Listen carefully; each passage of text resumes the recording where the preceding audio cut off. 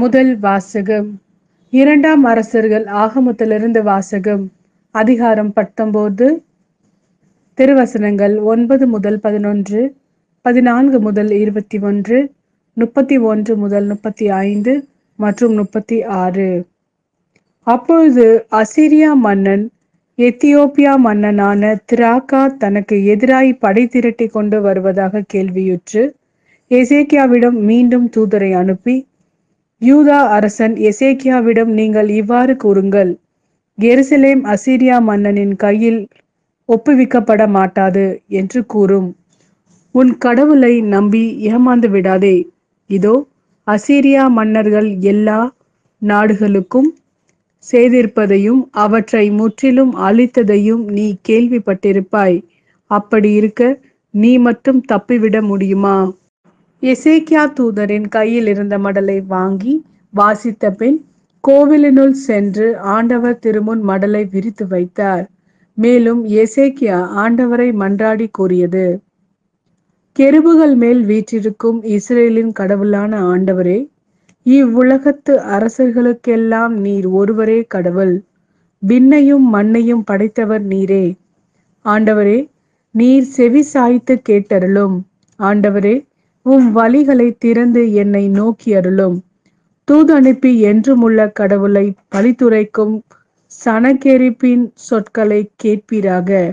ஆண்டவரே, அசீரிய மன்னர்கள் வேற்றினத்தாரையும் அவர்கள் நாடுகளையும் அழித்தது உண்மைதான்.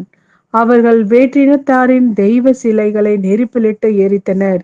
ஏனெனில் அவை உண்மை கடவுள் அல்ல, மரத்தாலும் கல்லாலும் மனிதன் செய்தவையே. எனவே அவற்றை அழிக்க முடிந்தது. எங்கள் கடவுளாகிய ஆண்டவரே, இப்பொழுது இவன் கையிலிருந்து எங்களை காத்தருளும். இதன் மூலம் நீர் ஒருவரே கடவுளாகிய ஆண்டவர் என்பதை உலகின் எல்லா அரசுகளும் அறிந்து கொள்ளட்டும். அப்பொழுது ஆமோத்சின் மகன் ஏசாயா எசேக்கியாவிடம் ஆள் அனுப்பி சொன்னது: இஸ்ரேலின் கடவுளாகிய ஆண்டவர் கூறுவது இதுவே: அசீரியா மன்னன் சனகெரிபை பற்றிய உன் வேண்டுதலை கேட்டேன். அவனுக்கு எதிராக ஆண்டவர் கூறிய வார்த்தை இதுவே: கன்னிமகள் சீயோன் உன்னை இகழ்கிறாள், உன்னை பார்த்து நகைக்கிறாள். மகள் எருசலேம் பின் நின்று தலை அசைக்கிறாள். ஏனெனில் எஞ்சியோர் எருசலேமிலிருந்து வெளியேறுவர், உயிர் பிழைத்தோர் சீயோன் மலையில் நின்று புறப்படுவர். படைகளின் ஆண்டவரது ஆர்வமே இதை நிறைவேற்றும்.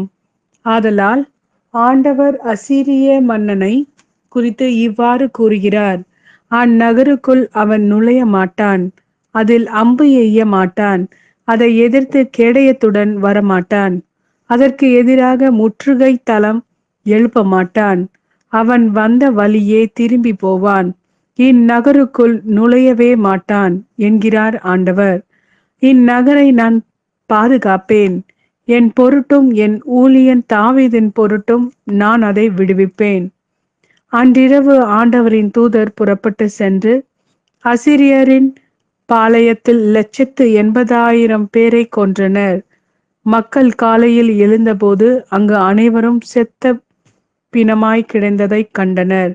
எனவே அசீரிய மன்னன் சனகெரிபு திரும்பி சென்று நினிவேயில் தங்கியிருந்தான். இது ஆண்டவரின் அருள்வாக்கு. இறைவா, உமக்கு நன்றி. மத்தேயு எழுதிய நற்செய்தி. அதிகாரம் 7, திருவசனங்கள் 6 மற்றும் 12 முதல் 14 வரை. தூய்மையானது எதையும் நாய்களுக்கு கொடுக்க வேண்டாம், அவை திரும்பி உங்களை கடித்து குதறும். மேலும் உங்கள் முத்துக்களை பன்றிகள் முன் எரிய வேண்டாம், எரிந்தால் அவை தங்கள் கால்களால் அவற்றை மிதித்துவிடும். ஆகையால் பிறர் உங்களுக்கு செய்ய வேண்டும் என விரும்பியவற்றை எல்லாம் நீங்களும் அவர்களுக்கு செய்யுங்கள். இறை வாக்குகளும் திருச்சட்டமும் கூறுவது இதுவே: இடுக்கமான வாயிலின் வழியே நுழையுங்கள், ஏனெனில் அழிவுக்கு செல்லும் வாயில் ஆகின்றது, வழியும் விரிவானது, அதன் வழியே செல்வோர் பலர்.